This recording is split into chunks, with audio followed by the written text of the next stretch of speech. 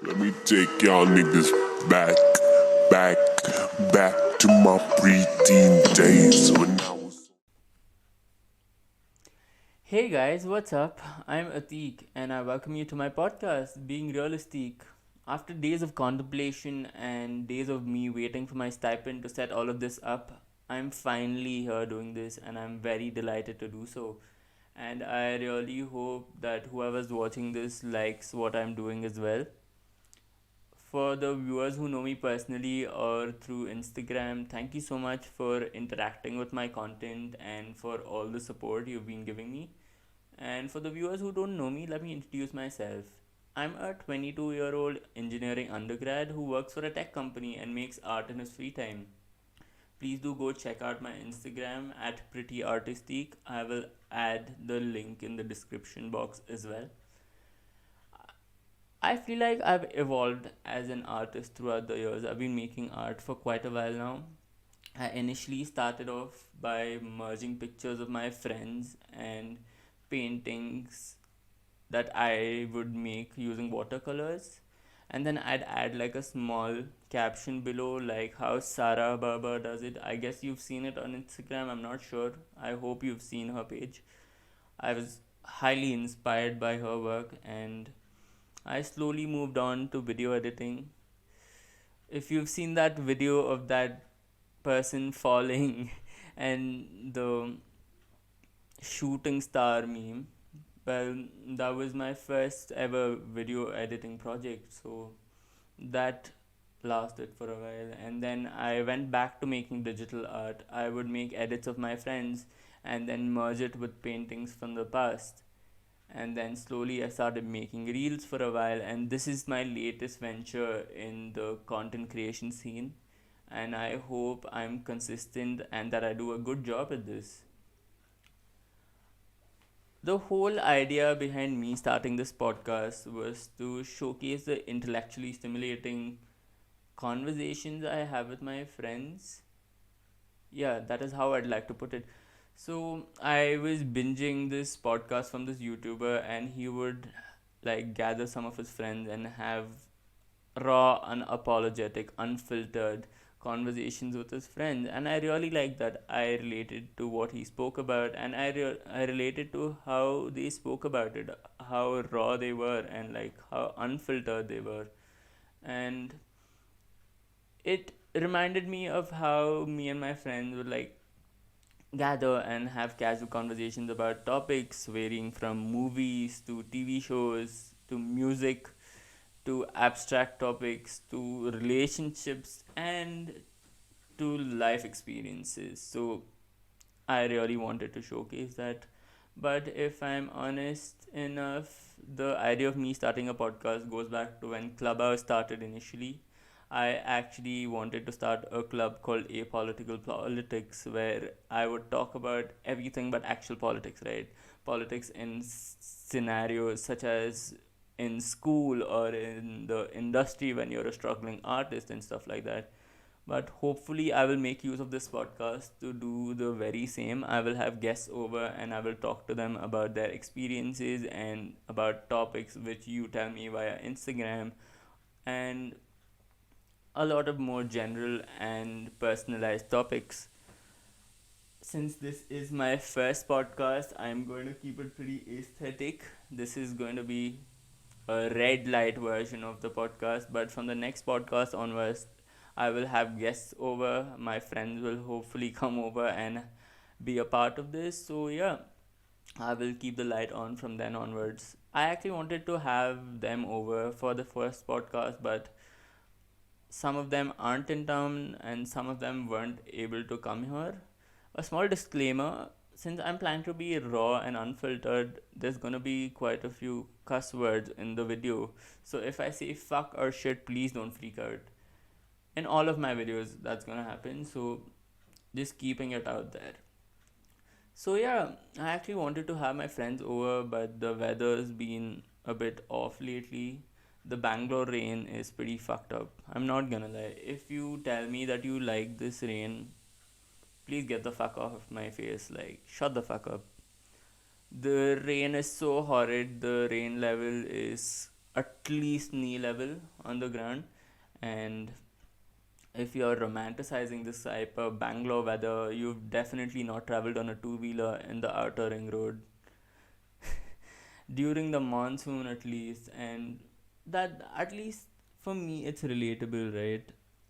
I go to the office, which is at which is 30 kilometers from my place, and when it rains it just gets fucked up because the traffic increases, everything is so chaotic, and everything starts piling up, and it's pretty fucked up, guys. So the rain's been horrid and I couldn't have a couple of friends over. So I hope the weather improves in the next few days and hopefully they come over. So coming to the topic of my office, I've been working in this company for around 6 months now.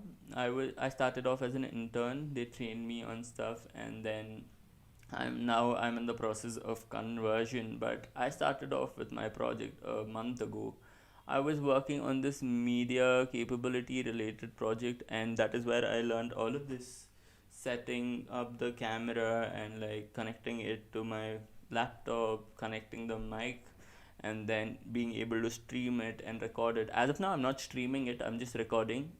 As soon as I get like a small following, I will start streaming it either on Twitch or on YouTube probably. So, yeah, it's been a fun experience. In my opinion at least, not like the average 9 to 5. It's a fun job. We have office parties, and like there are people who I can talk to and like have fun with. But it is just not like college, right? Even though I can have fun, I can't fuck around as much as I want to, as much as I could in college. And it's been around a month and a half since I've graduated, and life has been pretty stale as compared to when it was in college. Life in college was pretty eventful. Like, I was the president of a media club, in my opinion, or as I'd like to call it. At least when I was the president, I was the cultural face of the festing scene in college, since I was the only one from college who would go to these fests and participate in events. And then we had our own events in college. We hosted our own literary fest. Well, shout out Initium 2022. And yeah, it was nice. I was a part of the drama team initially, and then I went on and I was a part of the MUN team. We went to Goa, and I started doing stand up comedy, air crash, personality events. A lot of stuff happened in college, right? It was eventful, and as I was in the extracurricular scene, it was fun. It was not like the average engineering scene where you just focus on your academics. I guess I did not want to do engineering since it was pretty fucked up. I guess I didn't want to do it in a sense of rebellion towards my parents' idea of me not being the black sheep in my family, since I have siblings who are engineers, and they did not like the idea of me doing anything but engineering or medicine. So that was there, but I honestly liked my college life. And if I could give an advice to a junior who is watching this right now, make the most of your college life, guys. Do whatever you can to make the most of it. Go out, have fun, participate in fests. Festing helps you in building your social life, and then it helps you in improving the skills that you're already showcasing there. If you're not sure about yourself, and if you have like a doubt on what am I gonna do, just go try it out. Go try out a lot of events. Trust me, if you are nervous, just take that leap of faith. You will not regret it. You will definitely not regret it. One day, when you're sitting and remembering whatever happened in your life, you will definitely love remembering everything that you've been through during these fests. And for example, look at me. I used to be someone who was very introverted before college, and I came to college. I did not have any friends. No one from my 11th and 12th was there in my college. And the only way I could socialize was via extracurricular activities. And that is what exactly happened. I joined the drama team, I became friends with my seniors, and then I became a part of the college fest team. I started moneying. College was really helpful that way since it supported all of these extracurricular activities. Right? This was not the case during school. So I was a part of all of these extracurricular activities, and then slowly I started building. I started doing air crashes. I started doing stand up, even though it was kind of trash. I started doing it. Well, let me pay homage to myself and wear these sunglasses. If you know me personally, you know how iconic these are.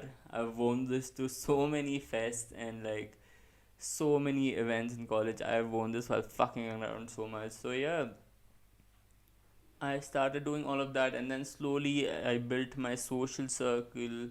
I built my stage skills. I built my intra and intercommunication skills, and a lot of shit like that.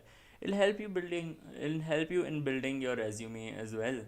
So, oh, also, if you're a final year student who is worried about whether or not placements are gonna happen, guys, do not worry. You will get placed. All, in my opinion, at least, all you have to do is know how to sell yourself. If you can do that, personality is what counts more than your academics. Academics is important. I'm not asking you to go neglect it, but from what I've seen, the interviewer sees how confident you are and how you are selling yourself. So if you are able to do that, you've already gotten to the interview. So festing and participating in extracurricular activities helps you in building those skills. It helps you in building the skill to sell yourself. So that is something that I've experienced. um Life post college has not been as eventful as I just mentioned. Life during college was a wave, right? And now life after college is very, very stale, very stale. I've been doing whatever I can to keep it eventful and to stay relevant. I've colored a part of my hair blue. If you've seen me in person or my photos on Instagram, you know it's pretty dope. But I've also started her podcast in the whole idea of being occupied with something that I like. And I'd set up a questionnaire Q&A on Instagram asking the topics that I can cover. Some of you mentioned a few topics which I feel like would be nice to be discussed in a conversation with someone, so I will cover them in the next few episodes. One of the questions that were asked though was the pros and cons of this generation. Well, I know one big con of this generation, in my opinion at least, is that a lot of people have a fist up their ass and can't take a joke. And a lot of people try being too woke on the internet, and a lot of attention seeking. I don't think I can be the one to say that since I'm wearing these fancy goggles and I'm doing a random podcast. But if you are on Twitter, you know what I'm talking about, right? So yeah, that's one of the biggest cons. Pros, I think there is no more stigma around mental health. People respect each other's individuality, and people are all for picking each other up. So that's one of the biggest pros of this generation.